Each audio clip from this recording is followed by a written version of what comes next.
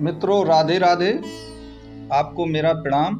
मित्रों 2023 में ज्योतिष शास्त्र में एक बहुत ही अकल्पनीय घटना हो रही है, जिसमें शनि आपका कुल मिलाकर कुंभ राशि में प्रवेश कर रहे हैं और इसके साथ ही साथ काल पुरुष के चक्र में अंतिम की जो 3 राशियां होती हैं, जिसमें आपके मकर, कुंभ और मीन आती हैं, उन तीनों में सन की 7.5 की शुरुआत हो गई है। अगर आप मकर राशि को देखें तो मकर राशि के अंतिम चरण, जिसे सन की 7.5 का अस्तकाल कहते हैं, उसमें एक प्रकार से आपकी 7.5 शुरू हो गई है। जबकि कुंभ लग्न या कुंभ राशि के जो लोग हैं, उनके कुल मिला के सन की 7.5 का जो दूसरा चरण, जिसे कि शिखा चरण कहते हैं, वो शुरुआत हो गया है। और मीन राशि के प्रथम चरण, जिसे उदय चरण कहते हैं, उसमें सन की 7.5 का शुरुआत हो गई। तो एक तो सतभिषा नक्षत्र में शनि कुंभ राशि में गए हैं, उसका अपना एक महत्व है, और इन 3 राशियों पर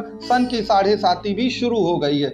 मित्रों, सन की 7.5 पर तीनों लग्नों के चार्ट के द्वारा आगे चल के मैं आपको स्पष्ट करूंगा कि मकर, कुंभ और मीन राशि के जातकों पर सन की 7.5 या आपके कुंभ का जो शनि है सतभिषा नक्षत्र का, उनके जीवन में क्या क्या परिवर्तन लाएगा, उन सब का हम बृहद विश्लेषण करेंगे। लेकिन उसके पहले मैं सन की 7.5 की कुछ मूल कॉन्सेप्ट आपको बता देना चाहता हूं। देखिए, सन की 7.5 का जब मूल एक प्रकार से हम कारण देखते हैं तो हमने अक्सर सुना होगा, आपने भी सुना होगा कि 7.5 जो उतरती हुई 7.5 है वह बहुत लाभदायक होती है। मित्रों, उसकी मूल कॉन्सेप्ट ये है कि जब सन की 7.5 आपकी तब शुरू होती है जब चंद्रमा आपकी राशि से 12वें, जो आपकी राशि है चंद्रमा जहां पर बैठा, उससे 12वें जब शनि चले जाते हैं तो सन की 7.5 शुरू होती है। अब 12वां घर काहे का होता है? अब जो भी ज्योतिष शास्त्र को थोड़ा सा भी जानता है उसको मालूम है कि 12वां घर 6, 8, 12 दुख के घर होते हैं। तो शनि तो वैसे भी दुख का कारक है,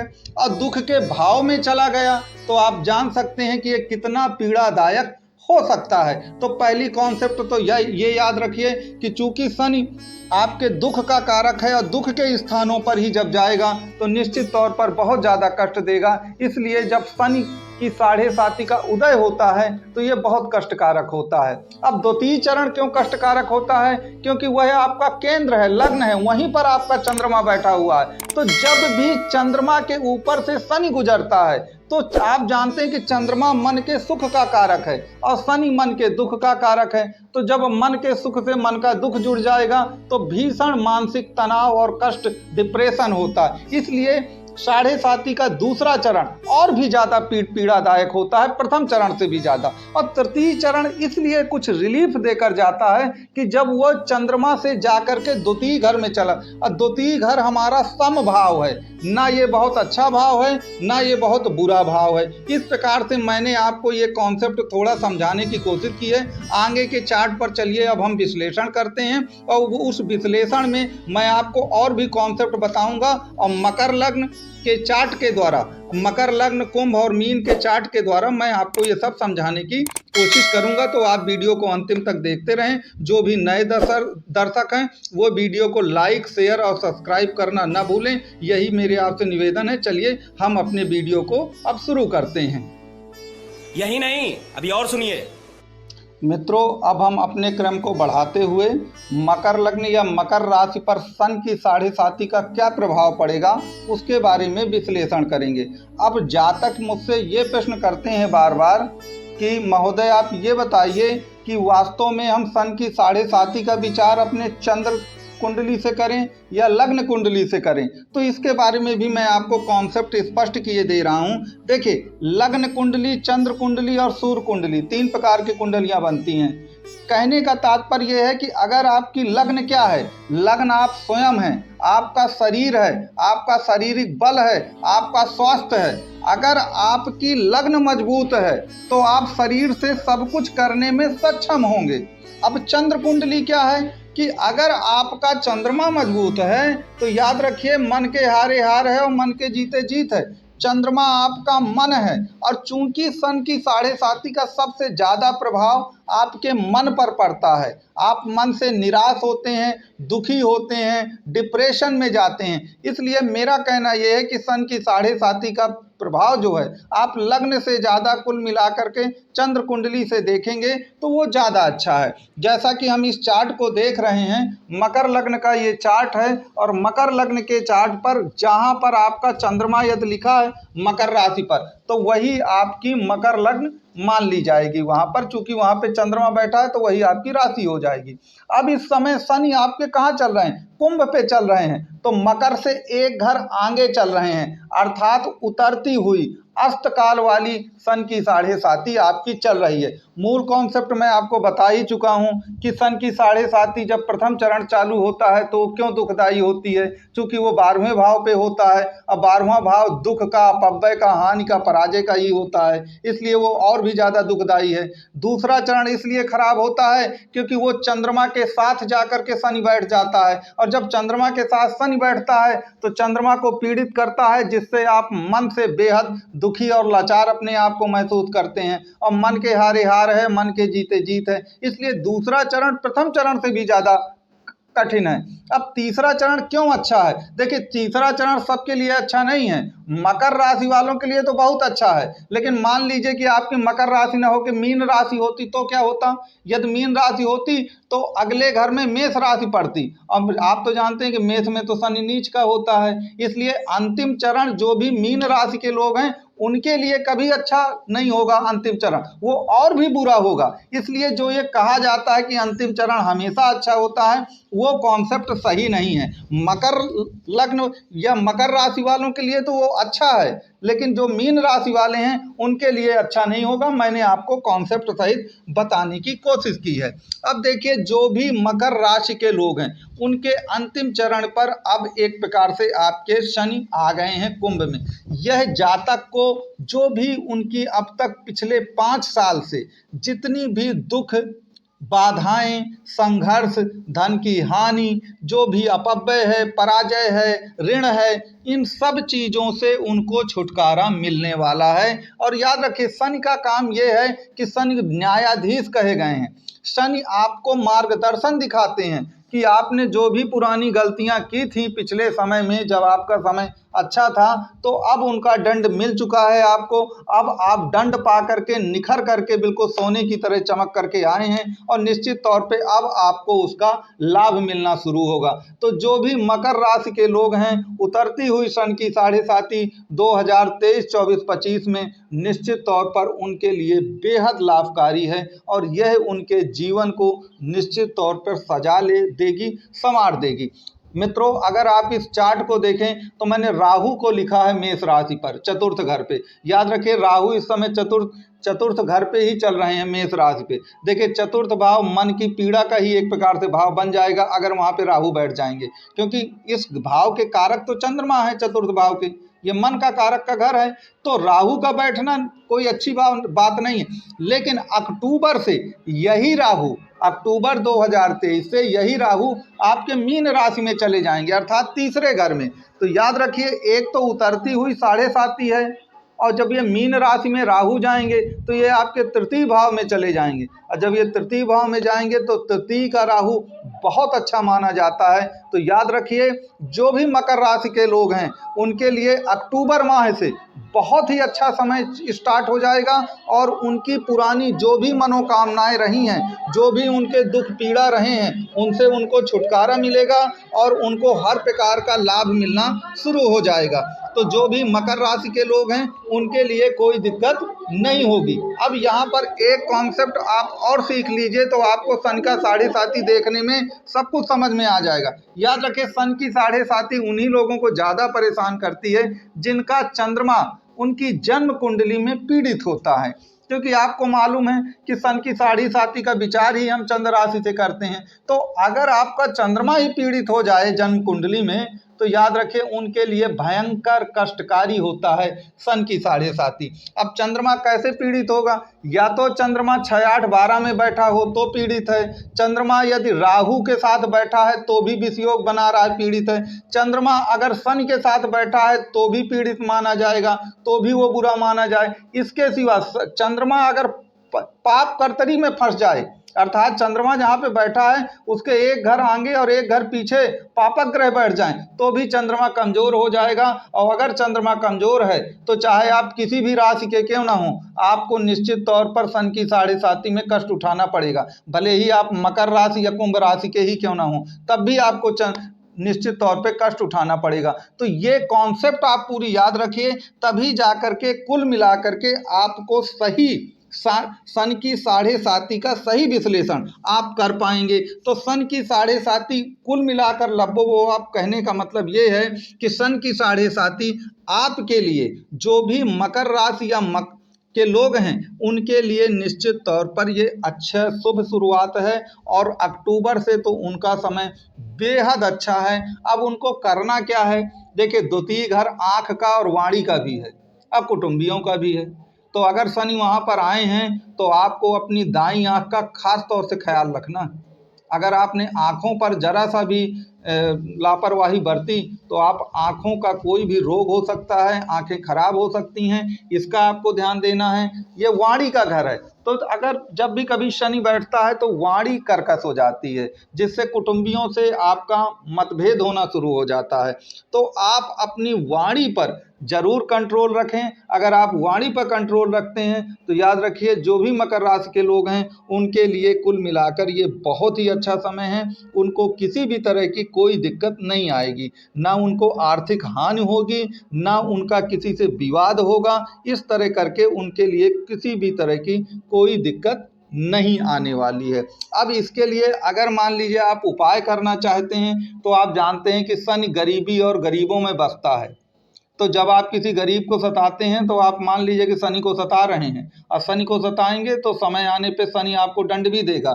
तो इसलिए कुल मिलाकर आप गरीबों की मदद करें, सहायता करें, आप काले वस्त्रों का प्रयोग करें, क्योंकि उससे भी शनि आपका मजबूत होगा या सन आपकी कुंडली में अच्छा है। तो इस प्रकार से आगे की कुंडली में मैं आपको इनके और उपाय बताऊंगा। तो चलिए अब हम मकर के बाद कुंभ राशि में 7.5 का क्या प्रभाव होगा उस पर अब हम विचार करते हैं और देखते हैं कि कुंभ राशि वालों को ये किस तरह का फल देते हैं। तो आप वीडियो को अंत तक जरूर देखिए। क्या सोच है रे तेरी, मानना पड़ेगा। मित्रों, इसी क्रम को आगे बढ़ाते हुए अब हम कुंभ राशि पर विचार करेंगे कि कुंभ राशि पर सन की 7.5 का प्रभाव कैसा होगा। देखिए, कुंभ राशि पर इस समय चूंकि कुंभ के ही शनि चल रहे हैं और कुंभ पर एक प्रकार से चंद्रमा और शनि दोनों एक साथ हैं। मैंने आपको मूल कॉन्सेप्ट पहले स्पष्ट ही कर दी है कि अगर चंद्रमा आपकी कुंडली में अच्छा है तो जो कुंभ राशि के लोग हैं उनके लिए ठीक है मामला, कुल मिला के उनको ज़्यादा कष्ट नहीं होने वाला। लेकिन अगर चंद्रमा आपकी जन्म कुंडली में पीड़ित है, अगर चंद्रमा जन्म कुंडली में पीड़ित है तो कुंभ राशि का होने के बावजूद भी आपको इसका कोई विशेष फल नहीं मिलने वाला और आप निश्चित तौर पर मन से टूटने लगेंगे, आपका आत्मविश्वास टूटने लगेगा। तो आप पहले अपनी जन्म कुंडली को देखिए, तो उसमें देखिए कि कुल मिला के आपका चंद्रमा कैसा है। आगे अब हम चार्ट पर उसका विश्लेषण करेंगे कि चार्ट पर हम देखेंगे कि वास्तव में इसके वास्तविक प्रभाव क्या होंगे। जैसा कि आप इस चार्ट पर देख रहे हैं, जहां 11 नंबर लिखा है वो आपकी कुंभ राशि है और इस समय शनि जो है कुंभ में चल रहे हैं और चंद्रमा आपका मान लीजिए वही आपकी जन्म राशि है। तो जन्म राशि पर चंद्रमा कुल मिलाकर वो बैठे हुए हैं। अब एक चीज जो आपके लिए अच्छी है अक्टूबर तक, वो ये है कि राहु इस समय मेष राशि पर चल रहे हैं और मेष राशि का राहु जो है कुल मिलाकर तीसरे भाव पर राहु बहुत अच्छे माने जाते हैं, आपके साहस को, धैर्य को, पराक्रम को बढ़ाएंगे। तो अब यहाँ पर मूल कॉन्सेप्ट आप समझिए कि जहाँ चंद्रमा आपका यदि पीड़ित भी है, आप समझिएगा मेरी बात, चंद्रमा आपका पीड़ित है तो आप मन से टूट जाएंगे, आपका साहस, धैर्य, पराक्रम टूटने लगेगा। लेकिन चूंकि राहु तीसरे भाव में है तो कहीं ना कहीं वह स्थितियों को मैनेज कर देंगे, वो स्थितियों को इस प्रकार मैनेज कर देंगे कि जहां आपको नुकसान 100% होने वाला था वह निश्चित तौर पर उसको कम करके 50% कर देंगे। तो कहने का तात्पर्य यह है कि राहु आपके लिए काफ़ी पॉजिटिव चल रहे हैं। लेकिन अब दिक्कत यह है कि अक्टूबर के बाद आपका राहु भी आपके द्वितीय स्थान पे आ जाएगा। जो आपकी मेष राशि को छोड़ करके मीन में चले जाएंगे। चूंकि राहु हमेशा रेट्रोग्रेड चलते हैं, बकरी चलते हैं, तो वो पीछे की ओर जाएंगे। आप कभी ये ना समझिएगा कि मेष से वो वृष में जाएंगे, मेष से वृष में नहीं जाएंगे, वो पीछे की ओर चलते हैं, वो मेष से मीन की ओर चले जाएंगे। तो अक्टूबर से आपके लिए जो समय होगा वह थोड़ा कठिन हो जाएगा। अभी समय आपका अच्छा है, अभी समय अच्छा है कुल मिलाकर, क्योंकि एक मूल कॉन्सेप्ट ये भी ध्यान दीजिए कि कोई भी ग्रह हो वह अपने घर को कभी खराब नहीं करता है। तो कुंभ तो मूल त्रिकोण राशि है सन की, और लग्न पर हैं, तो वह अपने लग्न को खराब नहीं करेंगे। देखिए, वो चंद्रमा को तो पीड़ित करेंगे ही करेंगे, क्योंकि चंद्रमा से उनकी परम शत्रुता है। आपको मालूम है कि चंद्रमा सूर्य की पत्नी रही हैं और सूर्य इनके पुत्र रहे हैं, सूर्य के पुत्र हैं शनि, और उन्होंने अपने पुत्र को त्यागा था। तो वो कुल मिलाकर के चंद्रमा से बहुत ज़्यादा वैरभाव रखते हैं। तो इस प्रकार से कुल मिलाकर के चंद्रमा अगर आपकी कुंडली में पीड़ित नहीं है तो आपको कोई दिक्कत नहीं होने वाली। अगर चंद्रमा पीड़ित है तो आपको थोड़ा सा कुछ दिक्कतें हो सकती हैं, लेकिन आपका अक्टूबर तक गोल्डन टाइम है, बहुत अच्छा है, कोई दिक्कत नहीं है। आपको निश्चित तौर पर फायदा होगा, क्योंकि आपका राहु भी उसी पे चल रहा है। अब देखिए, लग्न क्या है? लग्न आपका व्यक्तित्व है, जो आपके व्यक्तित्व को बताता है, आपकी शक्ति को बताता है, आपकी क्षमताओं को बढ़ाता है। तो शनि आपके व्यक्तित्व के लिए, सबके लिए बहुत अच्छा है। केवल इतना है कि आप अपने मन को संभालिए, मन को मजबूत बनाइए। उसके लिए आप क्या कर सकते हैं कि आप मोती, जो कुल मिलाकर चंद्रमा का रत्न है, इसको धारण करिए। इससे आपको निश्चित तौर पे लाभ होगा। आप शनि को मजबूत कर सकते हैं। अगर आपकी कुंडली में वो अकारक नहीं है तो आप शनि को मजबूत कर सकते हैं। आप भगवान शिव या भगवान हनुमान जी की आराधना आप कर सकते हैं, इससे आपको लाभ होगा। और मैं जैसा पहले, सबसे बड़ी पूजा यही है कि आपका जो शनि है वो गरीबी का परिचायक है और गरीबों में बसता है। तो याद रखिए, अगर शनि को मजबूत करना है तो गरीबों की मदद करिए। अगर आपने गरीबों को सताया तो मान लीजिए कि आप शनि को सता रहे हैं, और फिर आपकी कोई पूजा पाठ काम नहीं आने वाली है। और याद रखिए, शनि हार्ड वर्क और डेडिकेशन का भी प्रतीक है। अगर आप काम से मन चुराते हैं, आप डेडिकेट होकर, समर्पित होकर कोई काम नहीं करते हैं, तब भी आप शनि को एक प्रकार से नाराज ही कर रहे हैं। उससे भी कुल मिला के शनि भगवान आपसे नाराज हो जाएंगे और फिर वो आपको और भी ज़्यादा पीड़ा देंगे। तो मित्रों, इस प्रकार से मैंने कॉन्सेप्ट सहित कुंभ राशि के लोगों पर सन की 7.5 का क्या प्रभाव होगा वो बताने की आपको कोशिश की है। फिर भी अगर आपके कोई भी प्रश्न हो तो आगे व्हाट्सअप नंबर शुरू में मेरा फ्लैश हो रहा था, आप व्हाट्सअप नंबर पर अपना मैसेज करें और सन की 7.5 से संबंधित जो भी आपके प्रश्न हो वो आप उसमें लिख सकते हैं। यूट्यूब के कमेंट बॉक्स का भी आप प्रयोग कर सकते हैं, क्योंकि एक ही वीडियो में सब कुछ, सन की 7.5 एक बहुत बृहद विषय है, एक ही वीडियो पर सब कुछ बता पाना संभव नहीं हो पाता है। तो चलिए, अब हम काल पुरुष की जो अंतिम राशि है मीन राशि, उसमें सन की 7.5 का प्रभाव 2023 से 2025 तक कैसा होने वाला है उस पर हम अब आगे चल करके विचार करेंगे। अब मेरा ये भी आपसे निवेदन है कि अगर आपको वीडियो अच्छा लगा हो तो कृपया इसको सब्सक्राइब, लाइक, शेयर करना न भूल। चलिए शुरू। कितने तेजस्वी लोग हैं हमारे पास, कितने शानदार विचार रखते हैं जी, और कुछ लोग मनोरंजन भी करवाते हैं। मित्रों, अब हम मीन राशि पर विचार करेंगे और देखेंगे कि काल पुरुष की जो ये अंतिम राशि है इस पर 2023 से लगाकर 2025 तक शनि जो हैं वो अपनी 7.5 में कैसा प्रभाव देंगे। जैसा कि आप जानते हैं कि मीन राशि वालों के प्रथम चरण पर शनि की जो राशि है 7.5 है वह 17 जनवरी से शुरू हो चुकी है। अब इसका प्रभाव क्या होगा? मेरा जो विश्लेषण है या ज्योतिष में जैसा भी कहा गया है, मीन राशि वालों के लिए सन की ये 7.5 बेहद बुरी जानी है। उसका मैं आपको कॉन्सेप्ट सहित बताए दे रहा हूँ कि आखिरकार मैं ऐसा क्यों कह रहा हूँ, जो कि ये बहुत ही बुरा है उनके लिए। उसका कारण आप सुन लीजिए। देखिए, जो भी मीन राशि के लोग हैं, आप जानते हैं कि 12वें भाव पर इस समय उनके शनि चल रहे हैं। अगर 12वें भाव पर इस समय शनि चल रहे हैं तो आप जानते हैं कि अगर 12वें भाव पे शनि है तो 12वां भाव कहे का है, 12वां भाव दूर देश की यात्राओं का है, 12वां भाव जेल का है, 12वां भाव अपव्यय का है, 12वां भाव हर प्रकार की धन हानि धननाश का भी है। तो आप समझ सकते हैं कि 12वें भाव के कारण उनको क्या क्या दिक्कतों का सामना करना पड़ता है। अगर आप दूर देश की यात्रा, आप सोचते हैं कि आपका मन व्यथित है, आप बहुत परेशान हैं, तो आप मान लीजिए कि अगर आप व्यथित हैं, बहुत परेशान भी हैं, तो आप ये मान करके चलिए कि लंबी दूरी की अगर यात्राएं आप करते हैं और आप चाहते हैं कि मैं विदेश में जाकर बस जाऊं, सारी मुसीबतों से मेरा जंजाल छूट जाए, तो याद रखिए वो यात्राएं भी व्यर्थ की साबित होंगी और उससे भी आपको कोई बहुत बड़ा लाभ नहीं मिलने वाला।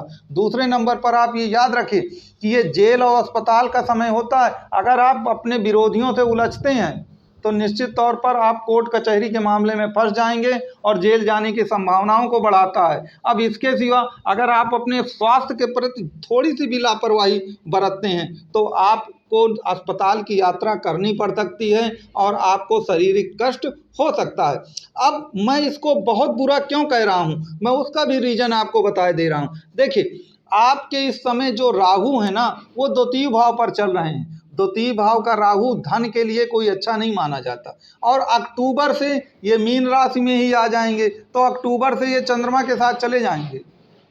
और ये सबसे बुरा है कि शनि आपके 12वें स्थान पर हैं और चंद्रमा और राहु जो हैं वो आपके लग्न में बैठे हुए हैं, आपकी राशि में प्रथम स्थान पे, और उस समय विष योग भी बनेगा, ग्रहण योग भी बनेगा। तो याद रखिए, मन की पीड़ा अपार हो जाएगी। उस समय मन में इतना कष्ट होगा कि बुरे, बहुत ही बुरे और घातक विचार आपके मन में आ सकते हैं। आपको लग सकता है कि ये पूरा जीवन ही मेरा बेकार है और कहीं मैं इस जीवन को ही न त्याग दूं। ऐसे विचार भी मन में आपके आ सकते हैं, लेकिन आपको ऐसे विचारों से में नहीं, जब भी कोई बुरा समय आता है तो रात होती है तो सवेरा भी होता है। निश्चित तौर पर आपका समय सुधरेगा बाद में। आप इस समय धैर्य साहस से काम करें और अपने मन को कंट्रोल करें और कुछ भी ऐसा करने की कोशिश न करें जिससे आप किसी मुसीबत में फंस जाएं। अगर आपको पहले से मालूम है कि मेरा समय बहुत बुरा चल रहा है तो निश्चित तौर पर आप बहुत संभल के चलेंगे, आप किसी से उलझेंगे नहीं, अपने शारीरिक समस्याओं को देखेंगे, कुछ भी ऐसा नहीं करेंगे कि आपको स्वास्थ्यगत समस्याएं हो जाएं। तो इस प्रकार से जो मीन राशि के लोग हैं उस पर निश्चित तौर पर थोड़ा दिक्कतें हैं। तो दिक्कतें होने के बावजूद भी आप हर समस्या का एक सलूशन होता है। मैंने आपको पहले कुछ उपाय बताए थे, उसके सिवा आप शनि भगवान के मंत्रों का जाप कर सकते हैं। इसके सिवा आप जो भी पीपल का वृक्ष हो वहाँ जो सरसों का तेल है उससे दिया जला करके शनि भगवान को वो कर सकते हैं, उनका पूजन पाठन कर सकते हैं। इसके सिवा एक चीज़ मैं कहूँगा कि आप मोती को धारण करिए। अगर आपकी कुंडली में चंद्रमा आकारक नहीं है तो मोती धारण करिए, जिससे आपकी मन की जो शक्ति है वो बढ़ना चाहिए, क्योंकि आप जानते हैं कि मन के जीते जीत है और मन के हारे हार है। तो आप मोती जरूर धारण करिए। तो इस प्रकार से मैंने काल पुरुष की कुंडली की जो 3 अंतिम की राशियां हैं उनके बारे में आपको सन की 7.5 का प्रभाव 2023-24 में 25 में कैसा पड़ेगा ये मैंने आपको बताने की कोशिश की है। इसके बावजूद भी अगर आपको लगता है कि कुछ चीज़ छूट गई है या मैंने कुछ गलत बोला है या आपके समझ में नहीं आया है तो आप निश्चित तौर पर मेरा जो व्हाट्सअप नंबर है उस पर आप कमेंट करके बता सकते हैं। इसके सिवा यूट्यूब में भी कमेंट करके आप अपनी जो भी क्वेरी हैं वो मुझसे पूछ सकते हैं। तो इस प्रकार से मैंने आपको ये सब चीज़ें बताई हैं। अगर आपको वीडियो थोड़ा भी पसंद आया हो तो अंतिम में मेरा वही निवेदन है कि आप वीडियो को लाइक शेयर और सब्सक्राइब करना ना भूलें। आपको मेरा ये वीडियो देखने के लिए कोटि कोटि आपको धन्यवाद है।